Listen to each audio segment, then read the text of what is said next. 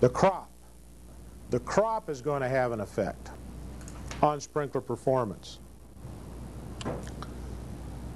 And mainly due to a couple of things. We already talked about interference, the possibility of interference. That would be a case in an orchard condition or any tree crops that we're growing. Uniformity becomes the key here. The crop of most consequence is turf for uniformity.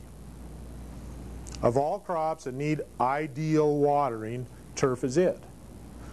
Because we can't afford to have brown spots out there in that golf course or on this college campus or at your home residence. You know, that's the one thing everybody sees is the dry spots. They don't see all the good stuff. They see the flaws. It's so obvious out in a field of turf.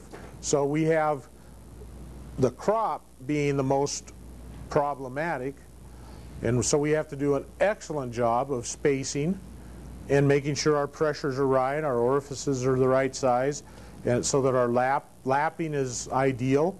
And then we kind of have to be concerned about when we water it as well. You know, you can't go out and water out here on school grounds in the middle of the day. We're not trying to grow kids out there by watering them. You know, they're going to get a little upset. So we have to be careful when we water. So we have to stage our watering. Well, really, that's a benefit. Watering at night is much more efficient than watering during the day because of temperature, solar radiation, humidity, and wind. Because usually at night the wind dies down most places. Most places the wind will die. The wind is an effect of the temperature that the sun's generating that causes most of the wind. Certainly is the case here in this part of the country. At night it's pretty almost dead calm around here. Wind starts picking up right at daylight. It'll blow all day. As soon as the sun goes down, the wind dies down, and we have nice calm time again. Well, shoot, that works great for turf. That's when we irrigate. It's when nobody's using it. It's dark out. Other crop factors that don't need such a great uniformity would be things like orchard. You know, those trees are going to grow to where the water is. If we don't put the water exactly in a spot, the roots just won't grow there. You're going to make sure the tree gets adequate water for its root base, but it doesn't have to be perfectly uniform across the field. Down the middle of the row, we don't have to have great uniformity. We don't care if the roots grow clear out to the middle of the row. They don't have to. If they're getting enough water within 2/3 of the row, that's good enough. A third on either side. And the middle third can go idle for all we care. And in fact, in drip, that's exactly what happens. We never get water out into the middle of the row on true drip. And there's plenty of water to grow the tree and plenty of root area for the tree to survive nicely within that strip in the row.